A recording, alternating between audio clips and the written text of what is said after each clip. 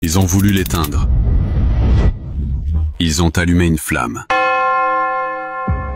Dakar, début des années 2000. Il s'appelle Ousmane Sonko, inspecteur des impôts, fonctionnaire, mais pas un pion. Il fouille, il dénonce, il parle.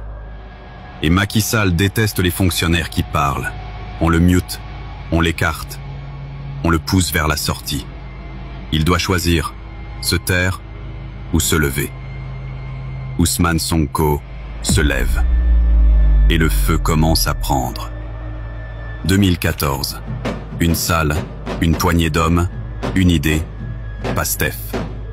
Un cri contre le système, un rêve de rupture, un nom en tête, Ousmane Sonko. Très vite, le régime de Macky Sall commence à trembler. 2019. Sonko se présente à la présidentielle. Peu de moyens, beaucoup d'ennemis. Il termine 3e. Pas suffisant pour gagner, mais assez pour faire peur. Et dès lors, ils veulent l'éteindre. 2021. Le piège, le poison, le scandale.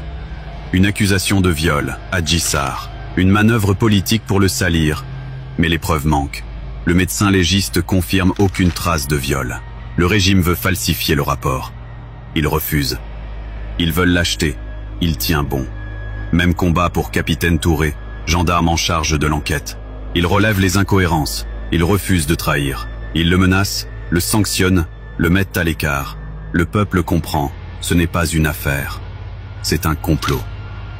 Puis vient l'embuscade. Une voiture noire. Un liquide chimique. Pas pour brûler. Pour étouffer. Pour tuer. Il suffoque. Il tombe. Tentative de meurtre déguisé? Rien n'est clair. Sauf une chose, il voulait sa fin. Ce n'était pas la seule tentative. Un autre jour, escorté après le tribunal, un piège l'attend sur un pont. Mais des hommes intègres dans l'ombre l'avertissent. Ousmane Sonko échappe à la mort. Puis vient le siège, 55 jours. Barricadé chez lui, à Keur-Gorgui. Des policiers, des barrages, des drones.